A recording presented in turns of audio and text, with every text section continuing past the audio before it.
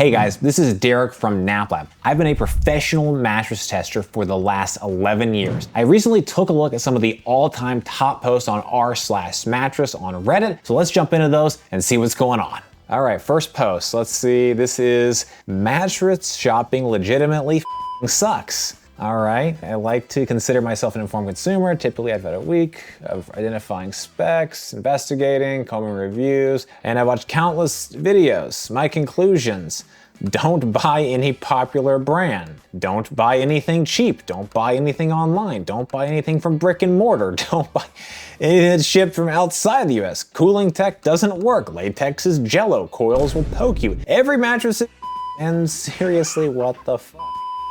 Okay, I definitely can feel the stress of this sort of shopper's experiences. It is a nightmare trying to shop for a bed. I remember back when my wife and I first got married, we went into the store, we did the whole in-store experience, laying on beds. We found beds we liked, but they're $4,000, $5,000, $6,000. It just felt terrible, felt like we were being sold something, and it was just almost impossible to really even know if what we were buying was gonna be good. Now, we ended up buying something online, unlike this guy who doesn't want to buy online maybe. For us, it was worth the risk, but I get it, it's a bit of a mess, so let's look at some of the top comments. Let me know what you decide, all right? Have you read the FAQ here? I wrote it after coming to the same conclusions. Yeah, I think that's just the experience for a lot of people. This is a really hard sort of industry to sort of like, you have to understand both your body and your needs, and then how that aligns to a particular type of mattress and firmness and feel and materials, and then also be able to sort of get rid of all the sales speak and the marketing speak. There's so many different voices coming at you from influencers and reviewers and mattress salesmen and the brands and individuals posting on forums and giving their own reviews and on Reddit. So it is just a lot of information. It's really hard to know like who to trust and what voices are saying something that's worth considering and what voices are maybe trying to mislead you. Let's see what else we got in here. Mattresses are one of those things you can easily overthink. Yeah, it's 100% agreed on that. I feel you, LOL. Poor guy. This guy has a Tempur-Pedic talking about his experience, that both him and his spouse love it. And yeah, I think whether it's, Tempur-Pedic or any particular brand, there are always gonna be people that absolutely love it and have a great experience, and then there are gonna be people that absolutely hate it. I think this is one of those things that makes mattress shopping so hard, is a lot of it can be subjective. It's, what it feels like for your body, and depending on what you've slept on in the past, your preferences, your body type, weight, sleeping positions, any chronic pains, those can really make a mattress better or worse, or maybe just not an option at all. And so you may have one person that has an amazing experience, loves it, another person that sleeps on the same mattress and absolutely hates it. Doesn't necessarily mean that it's a bad mattress, it just wasn't right for that person. So that's one of those things that you really need to sort of think about as you're going through the shopping experience, and understand just because a mattress maybe has a bad review doesn't necessarily mean it's bad for you. And by the same token, just because it has a glowing review, also it might not be a good fit for you. So it's really important to identify your specific needs and preferences, and then try to find mattresses that match those needs and preferences. All right, moving on to the second thread. This one is titled "My $25,000 Mattress Mystery and Slow Descent to Insanity." Let's see, I like to share a recent journey. I've been on a tumultuous road, partly because I visited this subreddit, okay? I bought this home in 2020, living in a condo. Wow, this is a long one. In 2020, we welcomed our daughter. It had a new mattress smell. I tested it for mold. So yeah, let's talk about the smell. So this guy says there's a new mattress smell, right? It goes after a few days, new bed installed, we're good to go. Over the next several months, I noticed a sort of stale smell in my oldest daughter's room. What could it be?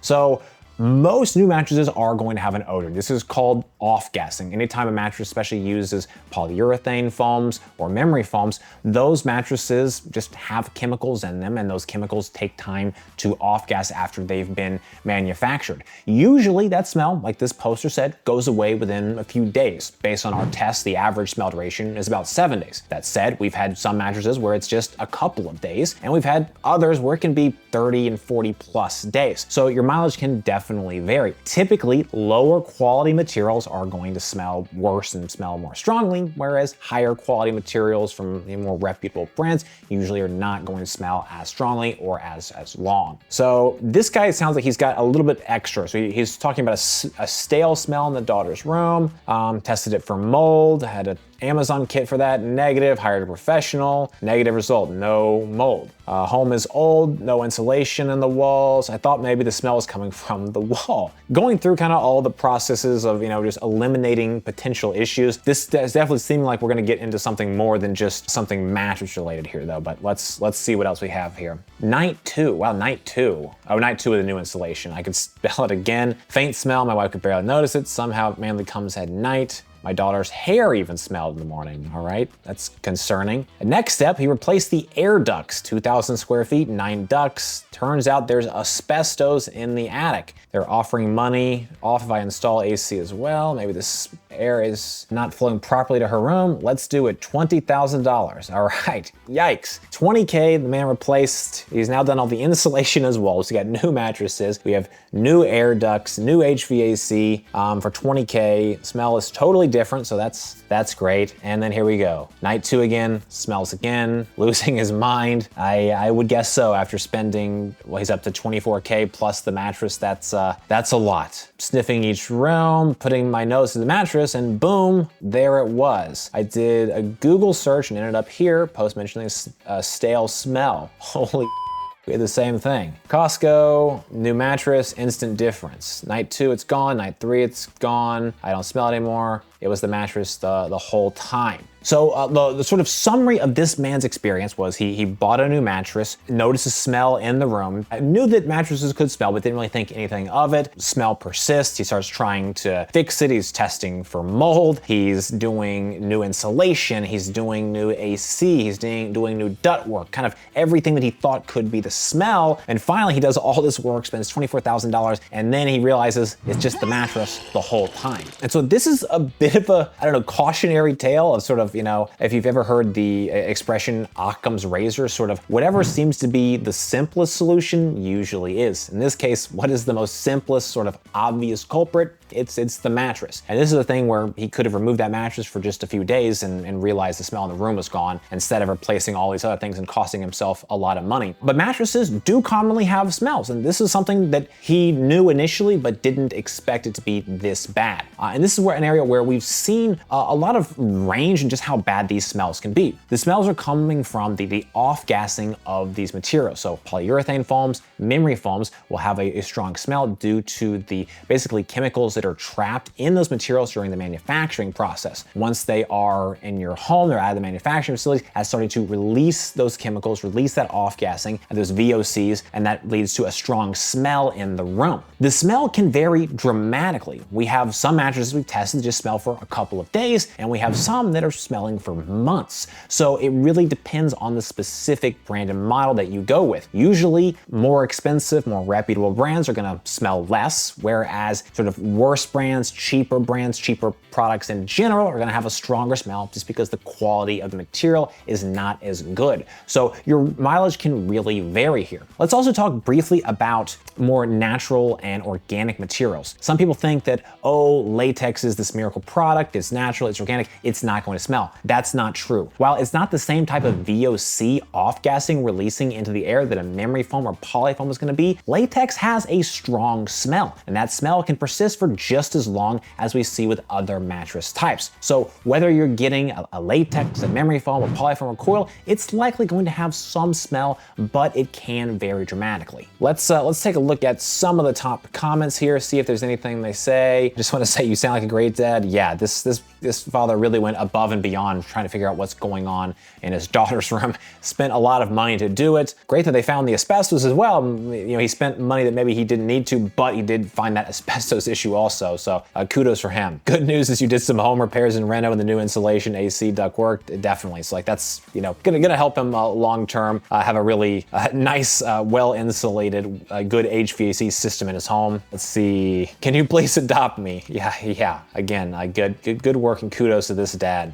Okay, we're gonna move on to thread number 3 here, and the title of this thread is, I've tested a lot of pillows, and while I know they are very subjective, these are my experiences as a side sleeper with neck and TMJ issues. TMJ refers to temporomandibular joint. So at a high level sort of summary, this thread is basically an individual who basically tested and tried a bunch of pillows and put all of his notes and experiences about the pillows, what he likes and didn't like, into this sort of massive thread. And so at the top we have his favorites. One that he made by himself, he says, by modifying the AB Lifestyle Shredded Serene Foam Pillow. He shortened the side from 20 to 16 inches. Okay, interesting. And then another one he really likes is the Pluto pillow, which is a hybrid with an outer fiber fill layer and a serene foam core. And then the last one is, he says, now discontinued Casaluna foam pillow from Target. Not a brand I've heard of or tested before. He says also uses serene foam. So he goes on to say that his favorites are ones that have serene foam. Serene foam is a branded proprietary type of foam. Particular just company pours and manufactures that foam, and then they sell that to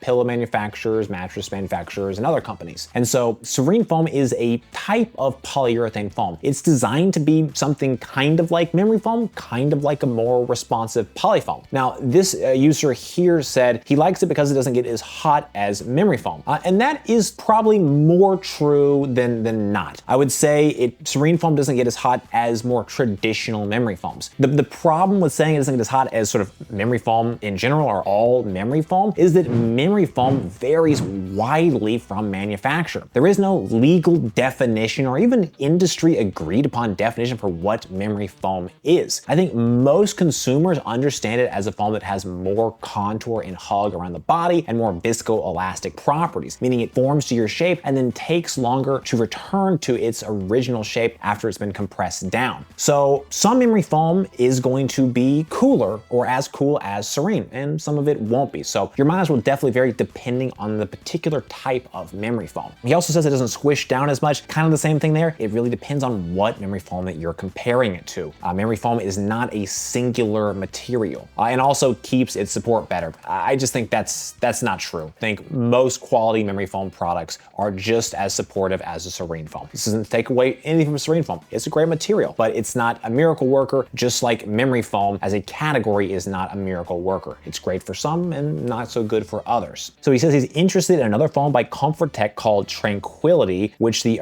Lisa was originally made from. Okay, that's interesting. My understanding from Lisa is that it was made from a foam called Avena and a polyfoam. I do not know that Lisa was ever manufactured with a foam called Tranquility. Now maybe the Avena foam changed its name, or that was its original name, but I've never heard this name used with respect to Lisa. So that's something I'll have to look more into. He says it's supposed to be a little similar to serene foam, but airier and bouncier. It's been a long time since I've tested Avena foam. It's really not a very widely used and popular foam, at least as far as in the mattresses that we test, but it could be more popular in the pillow world. He goes on and on to talk about his sort of situation, his weight and age and preferences, and then we get into a bunch of different pillows that he's tested. One of the pillows is the purple pillow. He says it was recommended by a friend who hated the coupe pillow. He liked it because it would say cool, but it was way too firm and it hurt his ears. And this is feedback that I've seen from others regarding purple pillow as well as purple mattresses. Purple uses a hyper-elastic gel polymer. It is a very unusual material. It's also just a very unique material. There really is nothing very similar to it elsewhere on the market. Some people really like that feel, whether it's in a pillow or a mattress. Some people really don't. It's a very polarizing feel. So given what this particular user has said about their experiences and preferences with serene foam, it's not surprising to see that they don't like the purple either. Usually people that dislike memory foam like purple, and vice versa. These materials are kind of polar opposites in my view, whereas memory foam and serene foam creates lots of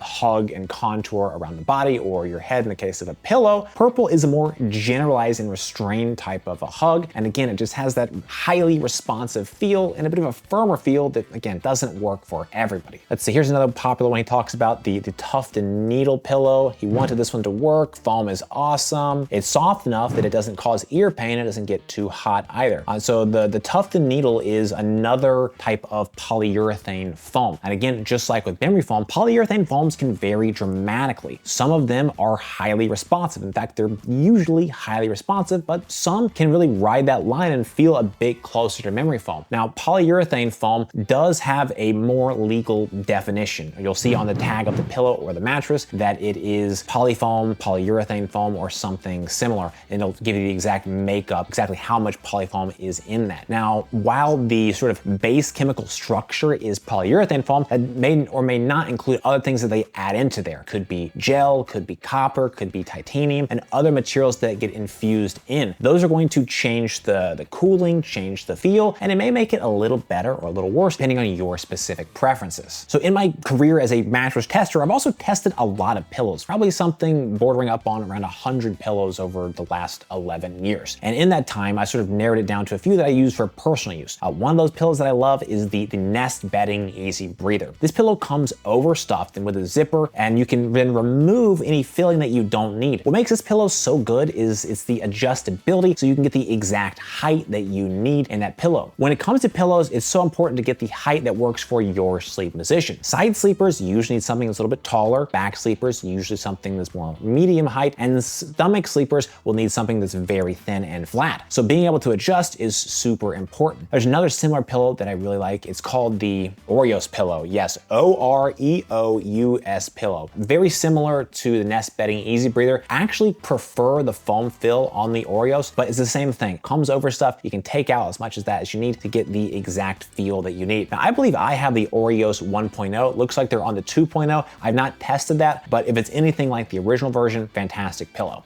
Hey guys, thanks for watching. Hope you guys liked this video. We definitely were trying some different stuff here. If you like what we're doing, let us know in the comments, and if not, you can let us know that in the comments as well. Be sure to check out some of our other videos. Kyle's gonna put something cool here to watch. Thanks for watching.